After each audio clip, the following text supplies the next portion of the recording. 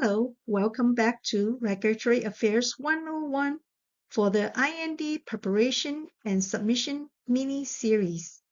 I am Nancy.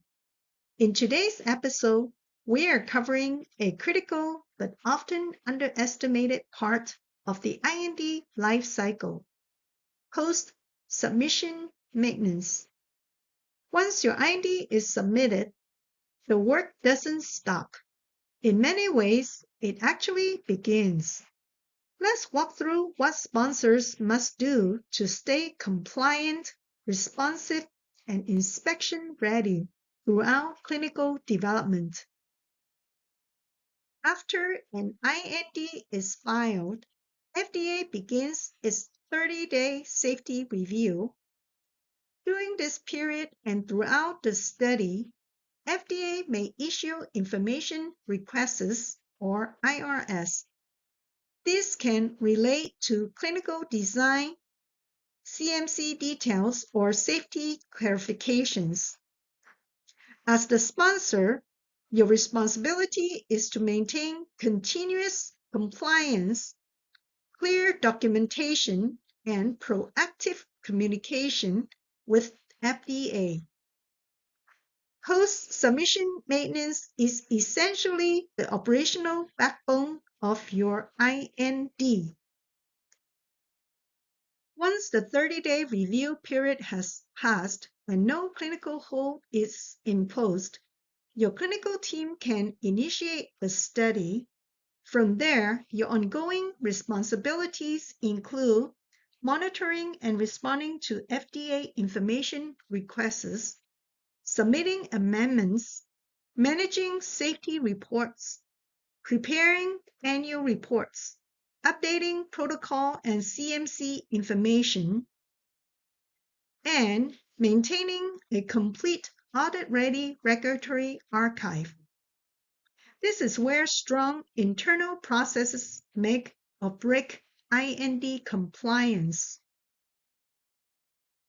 The purpose of post-submission maintenance is straightforward. Ensure compliance with 21 CFR 312. Maintain transparent communication with FDA. Support continuous safety oversight. Enable timely updates as your program evolves. And ultimately, keep clinical development moving without interruption. This is the regulatory infrastructure that keeps your IND healthy. There are three major categories of post-submission obligations. First, safety reporting. You must submit IND safety reports for serious and unexpected suspected adverse reactions, or SUSARs, and maintain ongoing pharmacovigilance. Second, protocol and information amendments. Any changes to the protocol, new investigators, or CMC updates must be submitted, often before implementation. Third, annual reporting. Each year, you must provide FDA with a comprehensive IND annual report summarizing study progress, safety, and CMC updates. These obligations form the regulatory rhythm of your IND. Under 21 CFR 312.32, sponsors must report serious and unexpected suspected adverse reactions, or SUSARs, animal or in vitro findings that suggest significant risk, clinically important increases in the rate of serious suspected adverse reactions. Timelines matter. 7-day reports for fatal or life-threatening SUSARs. 15-day reports for all other qualifying events.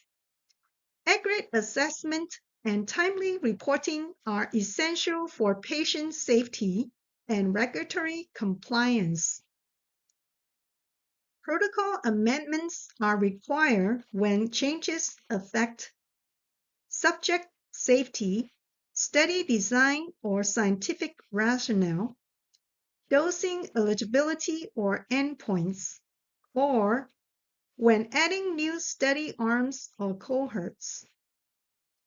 FDA recognizes 3 amendment types: new protocols, protocol changes, and new investigators. Submitting these correctly ensures FDA always has the current version of your study. Information amendments are submitted as needed and typically include CMC updates, new non-clinical findings, administrative changes.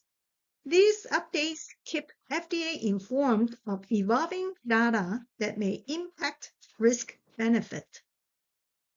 Annual reports must include study progress and enrollment, safety summaries and cumulative AE data, manufacturing and CMC updates, non-clinical updates, and the investigational plan for the coming year. They are due within 60 days of the IND anniversary date. Think of this as your yearly IND health check.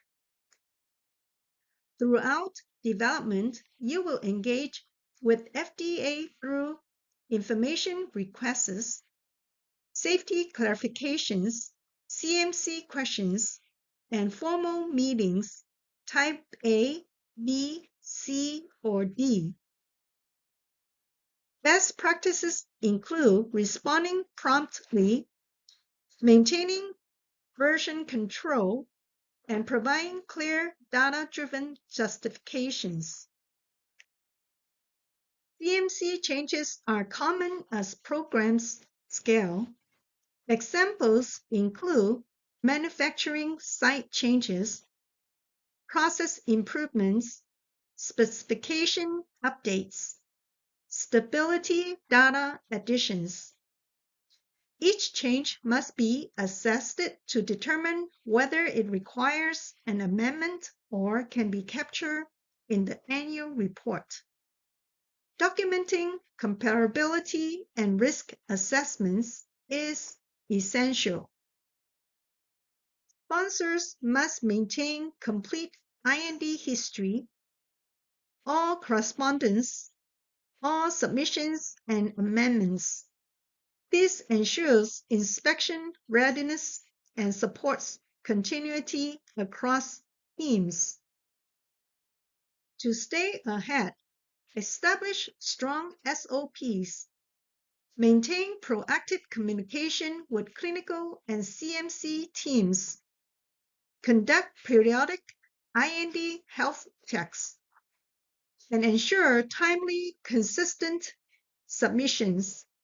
These practices reduce regulatory risk and keep development moving smoothly. That wraps up our overview of IND post-submission maintenance.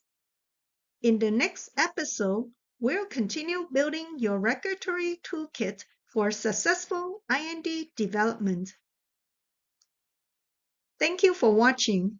If you like the content of this video, please like, subscribe, and comment below. Have a wonderful day.